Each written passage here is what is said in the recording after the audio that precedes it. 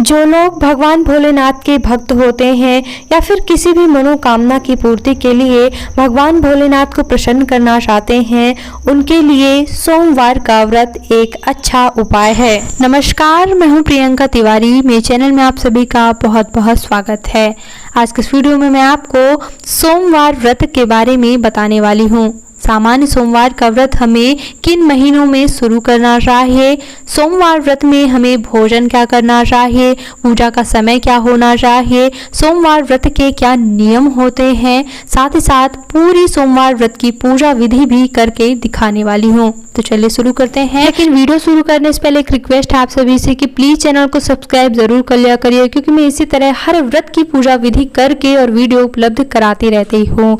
तो चलिए जानते हैं सबसे पहले कि सोमवार का व्रत हमें प्रारंभ कब से करना चाहिए। तो वैसे तो सोमवार का व्रत हम किसी भी महीने के शुक्ल पक्ष से शुरू कर सकते हैं, लेकिन बात की जाए बहुत ही शुभ और अत्यंत श्रेष्ठ महीनों की, तो सबसे श्रेष्ठ महीना होता है सोमवार का व्रत शुरू करने के लिए सावन का महीना। सावन का महीना भगवान भोलेनाथ को अत्यंत प्रिय होता है, तो अगर आप सावन से शुरू कर पाएं तो बहुत ही अच्छा होगा।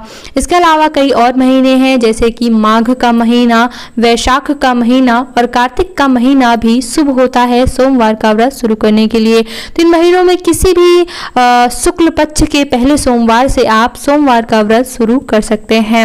अब बात की जाए कि कितनी संख्या में करना चाहिए, तो जितनी संख्या में आप संकल्प लेना चाहते हैं आपकी मनोकामना के अनुसार, 1 वर्ष, 2 वर्ष या 21 सोमवार। देखिए 16 सोमवार की व्रत की विधि अलग होती है, सामान्य सोमवार की व्रत की विधि अलग होती है। इसमें प्रसाद थोड़ा सा अलग अलग होता है, कुछ नियम अलग होते हैं। वीडियो मैंने दिया हुआ है 16 सोमवार का भी, तो उस वीडियो को भी चेक कर लीजिएगा।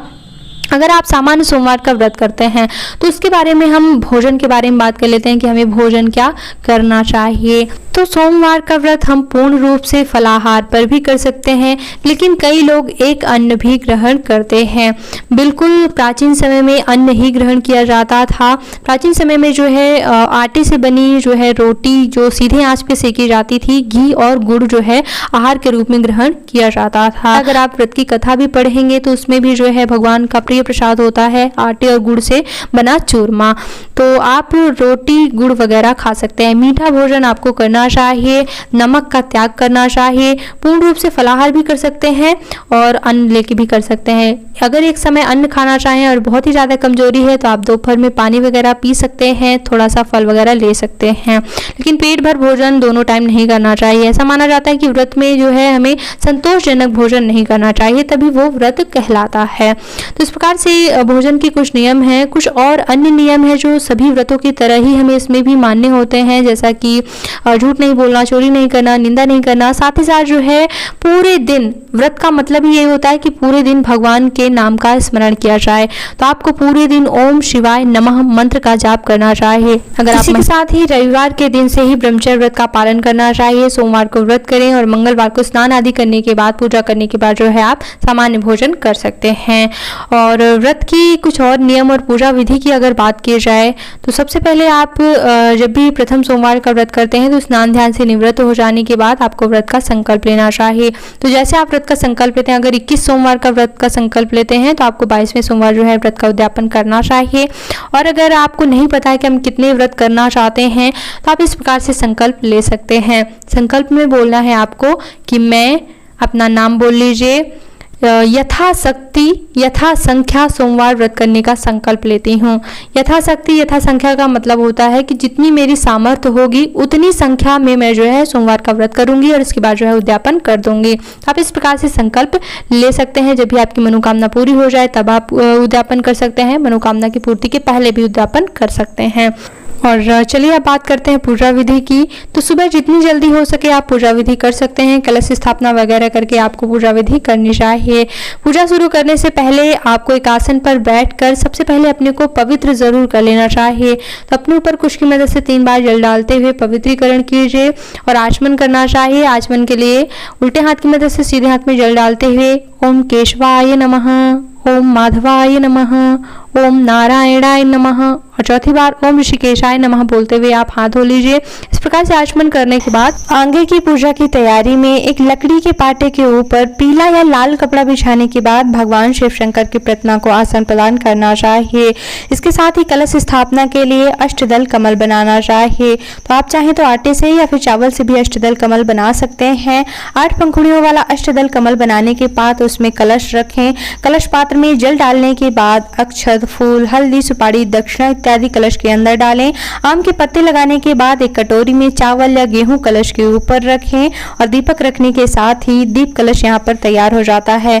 कलश के साथ गौरी गणेश की भी स्थापना करनी चाहिए, लेकिन हमने यहाँ पर जो प्रतिमा ली है उसमें गौरी और गणेश दोनों की फोटो बनी हुई है, इसलिए हमें यहाँ पर अलग से गौरी गणेश की स्थापना की आवश्यकता नहीं है।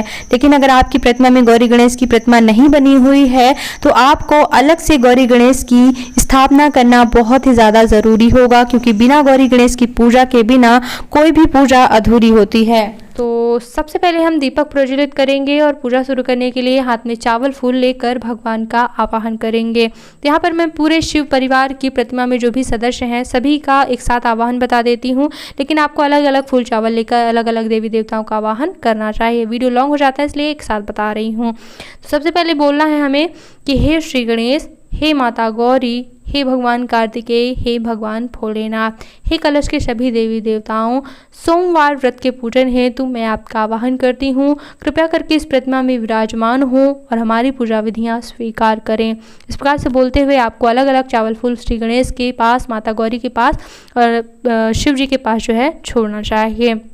आवाहन के बाद आपको जो है ध्यान करना चाहिए भगवान का।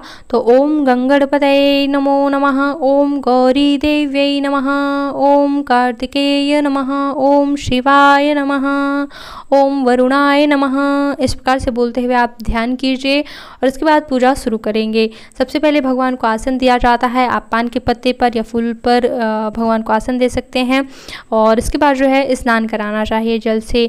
सबसे पहले आप श्री गणेश से पूजा शुरू करिए, उन्हें जल से स्नान कराइए। इसके बाद माता गौरी को, भगवान कार्तिकेय को और भगवान भोलेनाथ को, साथ ही साथ कलश में भी जल अर्पित जरूर करना चाहिए। पूरा पूजन कलश का भी करते चलना है। स्नान आदि कराने के बाद अगर आप दूध दही से स्नान कराना चाहते हैं तो दूध से सभी देवी देवताओं को स्नान कराइए। इसके बाद पुनः जल से स्नान कराइए। इसके बाद दही से स्नान कराने के बाद फिर से पुनः जल से स्नान कराना चाहिए। शुद्धोदक स्नान जल से कराने के बाद हमें भगवान को वस्त्र आदि अर्पित करना चाहिए। तो अगर प्रथम सोमवार है, उद्यापन का सोमवार है, तो भगवान को जनेऊ जरूर अर्पित कीजिएगा। और हर सोमवार को अगर यज्ञोपवीत ना हो, जनेऊ ना हो, तो आप कच्चे सूत की 6 फेरी लगा के जनेऊ की भावना करके भगवान को अर्पित कर सकते हैं। और वस्त्र स्वरूप आप मौली धागा अर्पित कर सकते हैं। प्रथम सोमवार हो तो माता के लिए चुनरी ले आइए। और वस्त्र आदि अर्पित करने के बाद अब हम भगवान का श्रृंगार करेंगे। तो श्री गणेश को और माता गौरी को सिंदूर पसंद होता है, तो हम इन्हें जो है सिंदूर लगाएंगे, हल्दी लगाएंगे। भगवान कार्तिकेय को भी लगाएंगे, लेकिन भगवान शिव शंकर को हल्दी और सिंदूर नहीं लगता है। भगवान शिव शंकर को अष्टगंध चंदन या फिर सफेद चंदन लगता है। साथ ही साथ भस्म से भगवान भोलेनाथ का श्रृंगार किया जाता है। तो आप चंदन लगाएं, भस्म इत्यादि लगाएं। इसके बाद जो भी चीज़ें जो भगवान को पसंद होती हैं, जैसे कि भगवान श्री गणेश को दूर्वा पसंद होती है, उन्हें दूर्वा अर्पित करें। माता गौरी को लाल फूल, भगवान कार्तिकेय को पुष्प और भगवान भोलेनाथ को बेलपत्र समी अर्पित करना चाहिए। धतूरा अर्पित करना चाहिए, धतूरे का फूल, मदार का फूल। तो इस प्रकार से भगवान शिव शंकर की पसंदीदा चीज़ें उन्हें अर्पित करना चाहिए। और साथ ही साथ अक्षत इत्यादि अर्पित करना चाहिए, धूप दीप करना चाहिए। तो धूप बत्ती जलाएं और धूप दीप करने के बाद अगर आपके पास छोटा सा शिवलिंग हो तो शिवलिंग में भी आपको अभिषेक जरूर करना चाहिए। क्या होता है कि हम प्रतिमा में अगर पूजा करते हैं तो भगवान शिव शंकर को अभिषेक बहुत पसंद होते हैं, जलधारा बहुत पसंद होती है, तो प्रतिमा में हम नहीं कर पाते हैं। इसलिए अगर घर में छोटा सा शिवलिंग हो तो भगवान का अभिषेक विभिन्न प्रकार से जरूर करें, पंचामृत बना लें और अभिषेक करें। तो इसी प्रकार से पूरा पूजन शिवलिंग का भी करना है।